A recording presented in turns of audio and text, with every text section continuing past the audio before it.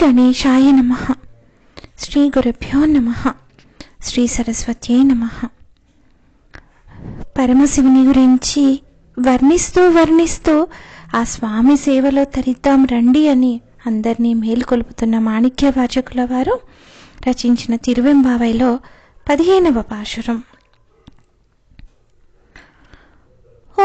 ஒரு கால் எம்பெருமான் என்றே நம்பெருமான் சீர் ஒரு கால்வாய் ஓவாள் சித்தம் கலிகூர நீர் ஒரு கால் ஓவா நெடுந்தாரை கண் பனிப்ப பார் ஒரு கால் வந்தனையாள் விண்ணோரை தான் பணிமாள் பேர் ஆரையர்க்க இங்கனே பித்த ஒருவர் ஆம் ஆரும் ஆர் ஒருவர் இவ்வண்ணம் ஆட்கோளும் வித்தகர்த்தாள் வார் ஒருவ போன்மலையோர் வாய் ஆர நாம் பாடி ஏர் ஒருவம் பூம்புனல் பாயந்து ఆడేలోరెంబావాయ్. ఎంత అద్భుతంగా ఈ పాశురంలో చెప్తూ ఉన్నారు అంటే, ఈ భక్తురాలు ఎవరైతే ఉందో తను ఒక్కొక్కసారి పరమశివ అని అంటుంది, ఇంకొకసారి ఆ స్వామి మహిమలు, మహాదేవుని మహిమలను కొనియాడుతూ ఉంటుంది. అసలు ఒక్కొక్కసారైతే శివనామాలను ఉచ్చరించడం ఆపదు. మనస్సులో ఆనందం ఎక్కువైతే కంట తడిపెట్టి ఎడతెగని ధారలుగా కన్నీరు కార్చుతూ ఉంటుంది. ఒక్కోసారి వేరే ధ్యాస లేక ఏం చేస్తుందో కూడా తెలియక భూమి మీద పడి ఉంటుంది. ఇక వేరే ధ్యాసే ఉండదు.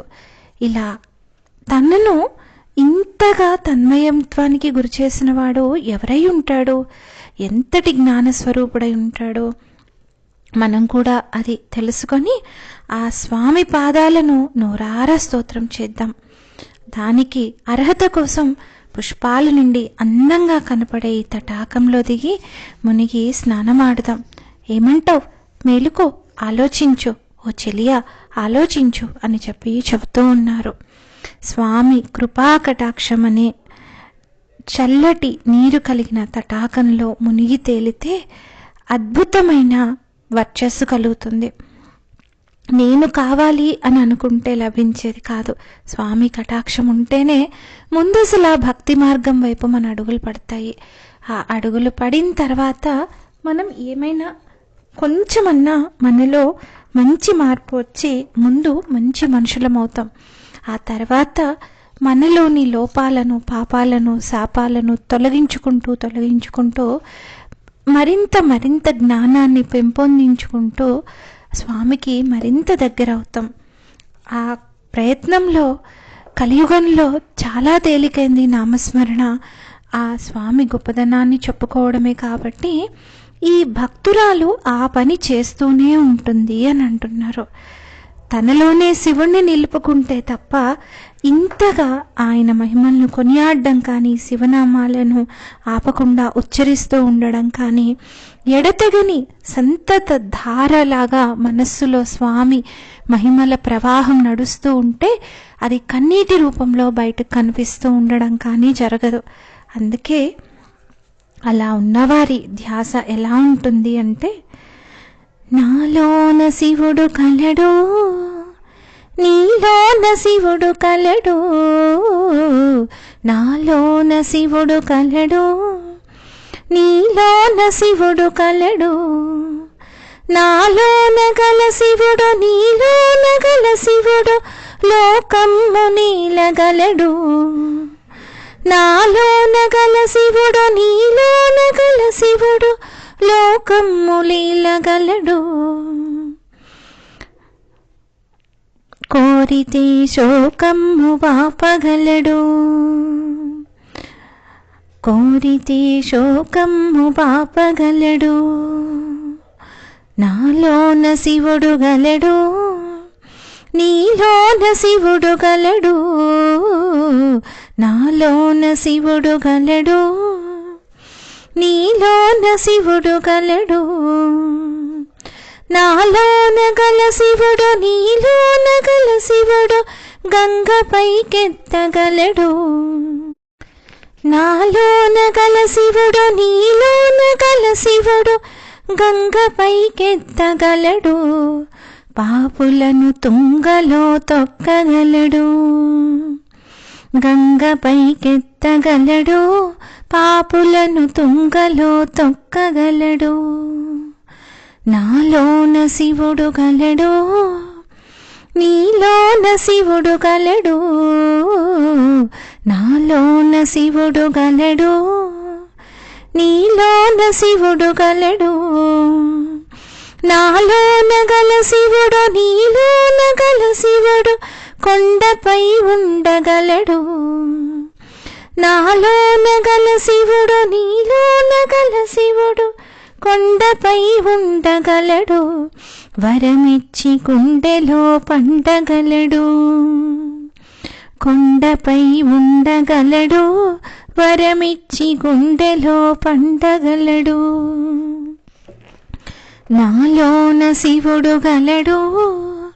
నీలోన శివుడు గలడు. నాలోన శివుడు గలడు. నీలోన శివుడు గలడు. నాలోన గల శివుడు నీలోన గల శివుడు ఒక కన్ను తెరవగలడు. నాలోన గల శివుడు నీలోన గల శివుడు ఒక కన్ను తెరవగలడు. వద్దంటే రెంటిని మోయగలడు. ఒక కన్ను తెరవగలడు. వద్దంటే రెంటిని మోయగలడు. నాలోన శివుడు గలడు. నీలోన శివుడు గలడు. నాలోన శివుడు గలడు. నీలోన శివుడు గలడు. నాలోన గల శివుడు నీలోన గల శివుడు సగము పంచియగలడు. నాలోన గల శివుడు నీలోన గల శివుడు సగము పంచియగలడు. తిక్కతో అసలు తుంచేయగలడు. సగము పంచియగలడు. తిక్కతో అసలు తుంచేయగలడు. నాలోన శివుడు గలడు. నీలోన శివుడు గలడు. నాలోన శివుడు గలడు. నీలోన శివుడు గలడు. నాలోన గల శివుడు నీలోన గల శివుడు మనలోన కలవగలడు. నాలోన గల శివుడు నీలోన గల శివుడు మనలోన కలవగలడు. దయతోటి తనలోన కలపగలడు. మనలోన కలవగలడు. దయతోటి తనలోన కలపగలడు. నాలోన శివుడు గలడు. నీలోన శివుడు గలడు. నాలోన శివుడు గలడు. నీలోన శివుడు గలడు. నాలోన గల శివుడు నీలోన గల శివుడు నాటకాలాడగలడు.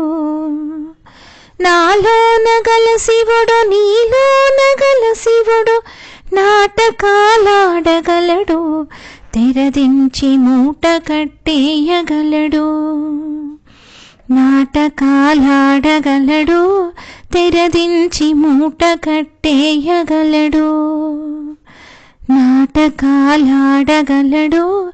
తెరదించి మూట కట్టేయగలడు.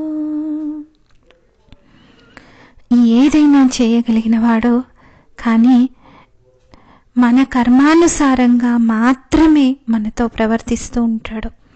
అన్నీ తానే అయి కూడా దేనికి అంటుకోకుండా ఉంటాడు. అలాంటి స్వామి పాదపద్మాలను తలుచుకుందాం లేమ్మా అని అంటున్నారు. మరలా కలుసుకొని 16వ పాశ్రంలో ఏమంటున్నారో విందాం. అంతవరకు స్వస్తి. ధన్యాస్మి.